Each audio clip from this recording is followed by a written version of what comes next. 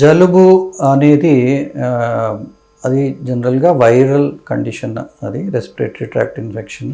Particularly ముక్కు నుంచి గొంతు వరకు ఉండే రెస్పిరేటరీ ట్రాక్ట్లో వైరస్ చేరడం వల్ల వచ్చే కండిషన్ని మనం జలుబు అంటాం.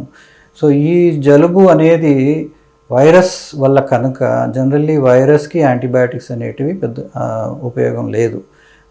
దానికి కొన్ని యాంటీవైరల్స్ ఏమైనా హెల్ప్ చేయొచ్చేమో కానీ జనరల్గా వైరల్ కండిషన్స్కి యాంటీవైరల్స్ కూడా అంతగా లేవు.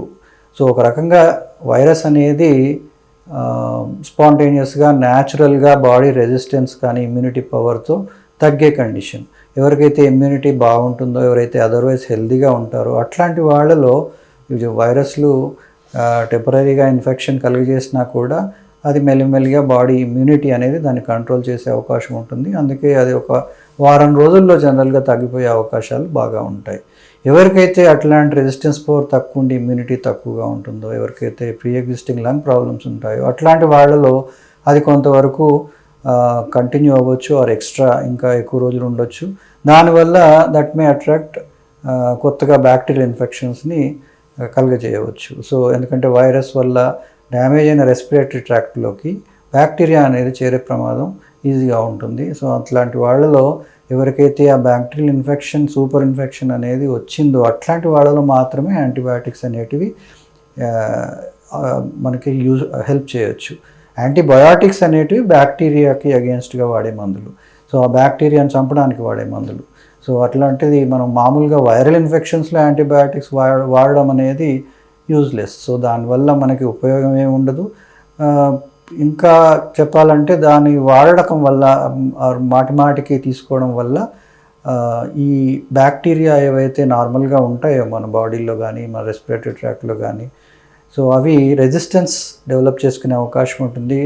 కొంతకాలానికి అది మాటిమాటికి ఎక్స్పోజ్ అవ్వడం వల్ల ఆ మందులు వాటికి పనిచేయకుండా పోతాయి. కనుక వాటి వల్ల ఏమైనా ఇన్ఫెక్షన్స్ డెవలప్ అయితే అవి మనం ఆ మందులతో కంట్రోల్ చేయలేకపోతాం.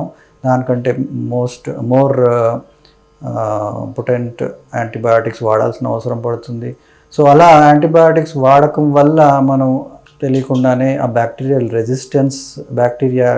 రెసిస్టెంట్ అయ్యే అవకాశాలని పెంచుతూ పోతాం. కనుక దానివల్ల మనకి ఫ్యూచర్లో అట్లాంటి ఇన్ఫెక్షన్స్ వచ్చినప్పుడు ఆ యాంటీబయాటిక్స్ పనిచేయకుండా పోయే ప్రమాదం ఉంటుంది. సో అందువల్ల ఫస్ట్ ఆఫ్ ఆల్ కోల్డ్ లాంటి సింపుల్ వైరల్ ఇన్ఫెక్షన్స్కి యాంటీబయాటిక్స్ వాడకం అనేది యూజ్లెస్.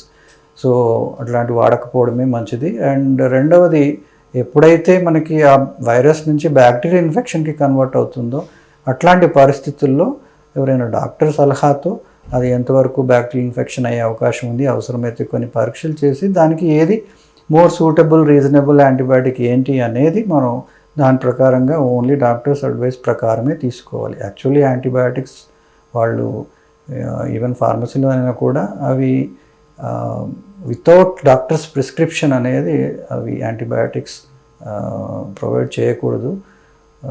సో యాంటీబయాటిక్స్ అనేది మీరు వాడడం మంచిది కాదు.